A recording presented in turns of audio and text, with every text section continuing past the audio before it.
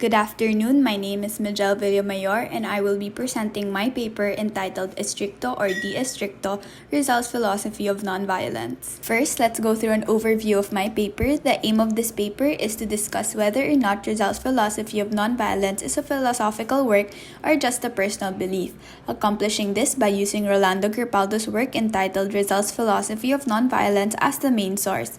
This paper further utilizes Napoleon Mabaquiao's a clarification on the existence and meaning of Filipino philosophy as a framework, specifically his concepts of estrikto and di-estrikto, to analyze whether a work is truly philosophical. I have also chosen to retain the Filipino terms estrikto and di-estrikto as terminologies to further promote Filipino philosophy. The importance of this paper is to know and properly classify works as philosophical or not in the Filipino context to further depart from the ambiguities of the term philosophy here in the Philippines. Moreover, this paper has been divided into 4 parts: Introduction, Rizal and Nonviolence, Rizal's Philosophy of Revolution, and finally, the conclusion. The importance of Jose Rizal is not lost in the Filipino culture, which is seen in his title as Philippine National Hero, where 30th of December is celebrated as Rizal Day. His undeniable contributions to the independence of the Philippines from the Spanish rule and his most prominent works, Noli Me Tangere and El Filibusterismo, are still being studied today. Nonviolence essentially pertains to the choice to achieve a political or social change through peaceful and legal means. The term has been popularized by Mahatma Gandhi, who is recognized as the leader of the independence of India from British rule, where his philosophy of nonviolence not only holds an underlying ethical and moral philosophy, such that his take on nonviolence is based on the Hindu word ahimsa, which indicates a deeper ethical implication to not harm others and at the same time not have any form or feeling of hatred or negativity towards others, where his epistemological character is from Gandhi's belief that truth is something that cannot be confirmed, thus no one is truly right or wrong, thus the nonviolence is the only answer. Martin Luther King Jr. was inspired by Gandhi and Americanized it with Christian themes of love for his principles of nonviolence. His view of nonviolence is the avoidance of physical and spiritual violence, where spirituality pertains to negative and hostile feelings towards others. Nonviolence is capable of resisting evil, where actions and not the people are evil.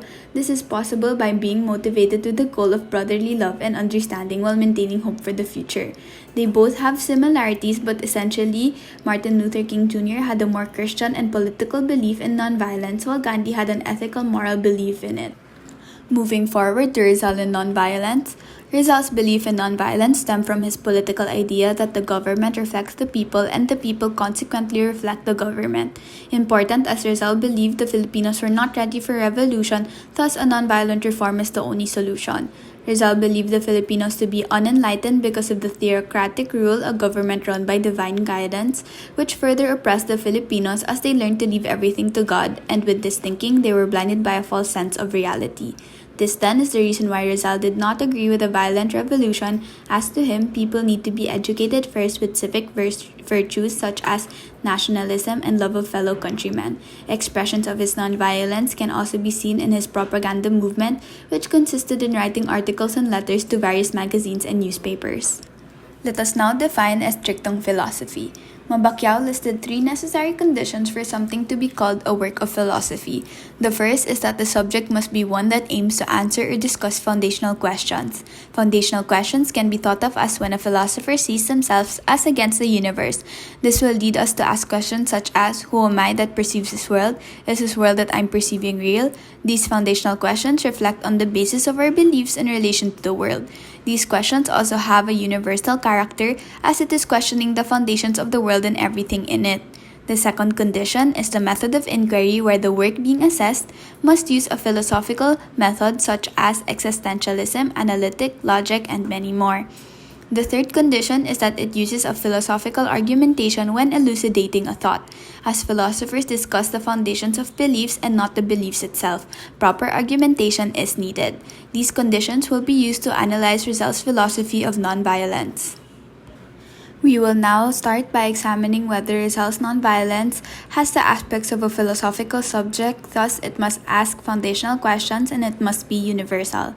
As we have discussed above, Rizal's nonviolence is from a political perspective, as it is seen as a way to gain independence from Spanish rule. Attack described nonviolence in his political theory following the social contract philosophies in two ways: one in which ethical evaluations are the primary motive for nonviolence, or by the perceived effectiveness in helping a movement reach its goals. Nonviolence then can be part of a bigger political philosophy that answers the foundational and universal questions on how a government should be governed and when the citizens of a country can call for a revolution, may it be done through nonviolent or violent means. Thus, Rizal's philosophy of nonviolence adheres to the subject criterion. Nonviolence as a philosophical subject must now use a philosophical method. Rizal's philosophy of nonviolence used a consequentialist method. As Gripaldo said, Rizal believed the corrupt people could only produce a corrupt government. For as long as man wallowed in ignorance, fanaticism, and moral depravity, it was necessary to enlighten him. Following Rizal's belief that education and enlightening the people must come first, as this is in line with his concept of the human, where the Filipino people have become a disfigured man or disfigured person who was cut off from their original complete nature because of the theocratic rule. This disfigured person has lost their sense of nationalism, is corrupt, and is selfish, reiterating Rizal's view that people reflect the government and the government reflects the people. Thus, a disfigured person cannot enter into government as the people would have the attributes of a disfigured person. This shows that Rizal advocated for nonviolence because he believed that the consequence would be chaotic and thus a revolution, especially a violent one, would not be worth it. Rizal also utilizes dialogue to explain his view on nonviolence through his novel El Filibusterismo, specifically the parable of the rose as Timbreza called it, where in chapter 25 of El Filibusterismo, which we will further discuss in the next slide. Rizal then used a consequentialist and dialogue method for his philosophy of nonviolence, adhering to Mabaquiao's methodology criterion. Rizal has now used the philosophical subject and method, thus the last consideration for a work to be philosophical is how it was articulated or argued for. Rizal did not specifically write anything solely dedicated to the subject of nonviolence, but his thoughts on nonviolence can be seen in his letters to Blumentritt.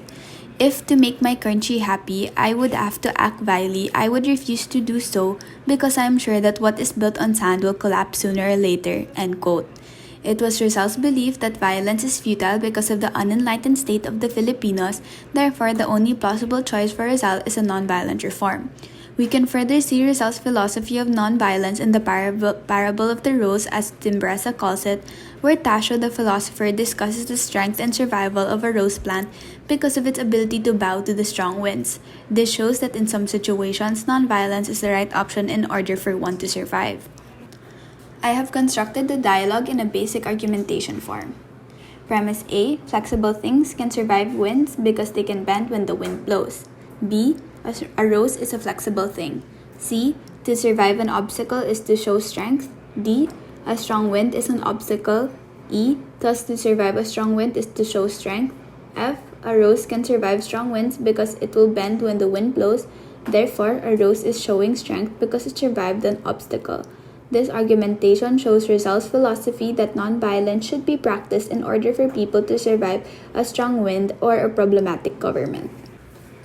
In the story, Tasio further tells Ibarra to be like a flexible rose and avoid violence, as sometimes the stronger thing to do is to bend to the strong winds, or in this case to the oppression of the Spaniards, than to have a bloody revolution.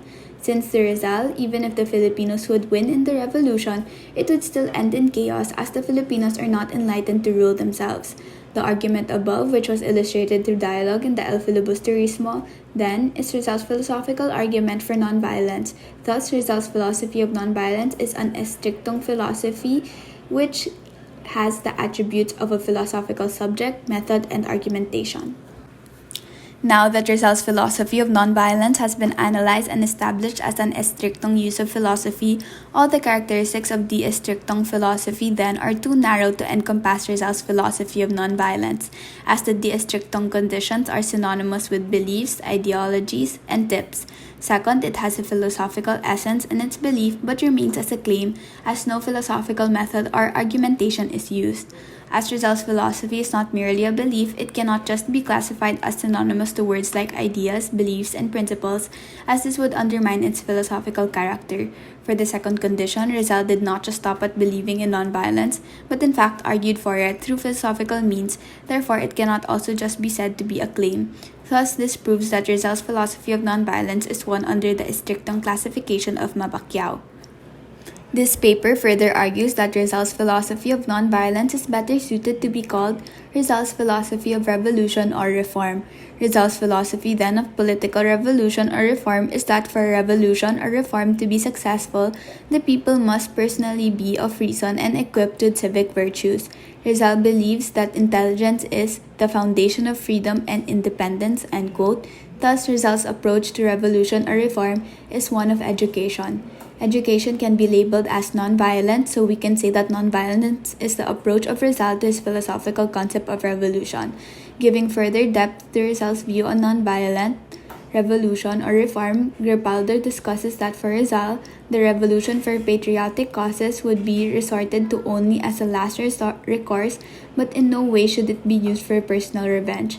Thus, in Rizal's political philosophy, although the nonviolent promotion of enlightening the people is Rizal's main philosophy, he accepts that at times a violent revolution need be undertaken, but it is important to highlight although revolution may be accepted in certain circumstances, it should be for the good of the people and country, which has underlying utilitarian tones and not for personal gain or revenge.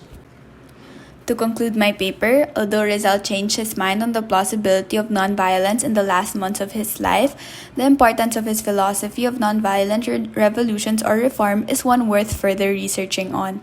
Rizal's political philosophy is one that includes his concept of human, education, and government. This paper then argues that Rizal's philosophy of nonviolence is an di-estriktong usage under Mabaquiao's framework, recommending for future research to study Rizal's philosophy of nonviolence as under a bigger subject, which is the philosophy of revolution or reform. As Gripaldo states, Rizal did not waver in his convictions for the education and enlightenment of the Filipinos. So a better approach to Rizal's philosophy of nonviolence is to look at it as a philosophy of educational reform or revolution. These are my references, and thank you so much for listening.